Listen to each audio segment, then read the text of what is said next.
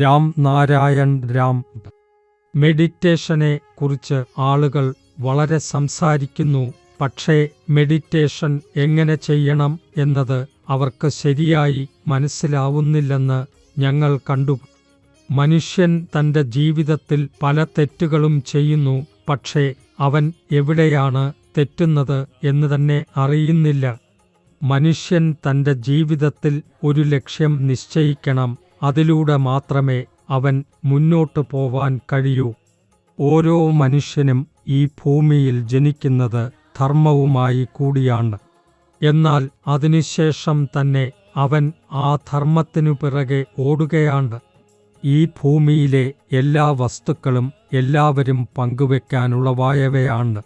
എന്നാൽ ചിലർ തങ്ങളുടെ ബുദ്ധിയും ശക്തിയും രാഷ്ട്രീയവും ഭരണഘടനയും ഉപയോഗിച്ച് അവയെ തങ്ങളുടേതായി വിഭജിച്ചു.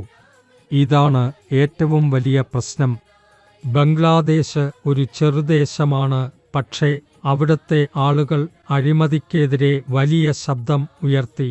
അതിൻ്റെ ഫലമായി ഷെയ്ഖ് ഹസീനയ്ക്ക് ഇന്ത്യയിലേക്ക് രക്ഷപ്പെടേണ്ടി വന്നു.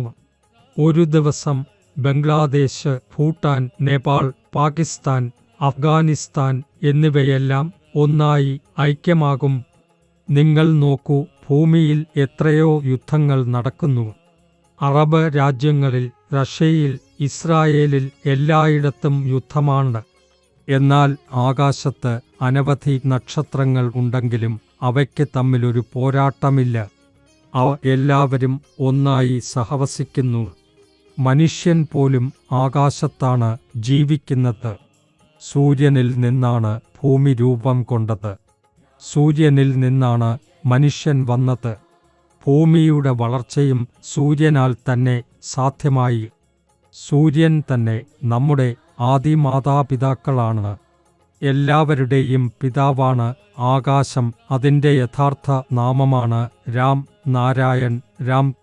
യാഥാർത്ഥത്തിൽ ഭൂമിയിലെ പലരും പ്രകൃതിയെ വിട്ട് തങ്ങൾ തന്നെയാകെ ദൈവങ്ങളായി മാറി. ചിലർ കള്ളന്മാരായി. അവരെല്ലാം ഒരു ദിവസം മരണത്തിന് കീഴടങ്ങും.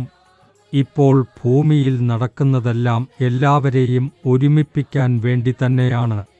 ആരെങ്കിലും വിവേകത്തിൻ്റെ വാക്കുകൾ കേൾക്കാതെ പോകുകയാണെങ്കിൽ അവൻ്റെ ശരീരം ബലഹീനമാകും, മനസ്സും ഹൃദയവും ബലഹീനമാകും, ശരീരബലം ഇല്ലാതാകും, പിന്നെ അവൻ സ്വയം മരിക്കും.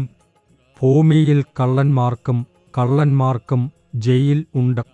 എന്നാൽ ഏറ്റവും വലിയ കള്ളൻ ദൃശ്യമാകാത്തതും മുന്നിൽ കാണാനാകാത്തതുമായവനു വേണ്ടി ജയിൽ എങ്ങനെയുണ്ട്? എല്ലാ രാഷ്ട്രീയക്കാരും തെരഞ്ഞെടുപ്പിൽ വോട്ട് ചോദിക്കാൻ വരുന്നു, വലിയ വാഗ്ദാനങ്ങൾ നൽകുന്നു. പക്ഷേ വിജയിച്ച ശേഷം ഒരു വാഗ്ദാനവും പാലിക്കാറില്ല. എന്നിരുന്നാലും ജനങ്ങൾ അവർക്ക് വോട്ട് ചെയ്യുന്നു, കാരണം അവർ തങ്ങളെത്തന്നെ അടിമകളാക്കി മാറ്റാൻ തയ്യാറാണ്. ഇന്നും ഹിന്ദുക്കളും മുസ്ലിങ്ങളും തമ്മിലുള്ള കലഹം തുടരുകയാണ്. ഈ യുദ്ധത്തിൽ ഏറ്റവും വലിയ മൂഢൻ മുസ്ലിമാണ്.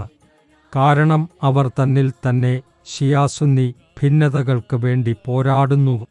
ഈ പോരാട്ടം വർഷങ്ങളായി തുടരുകയാണ്.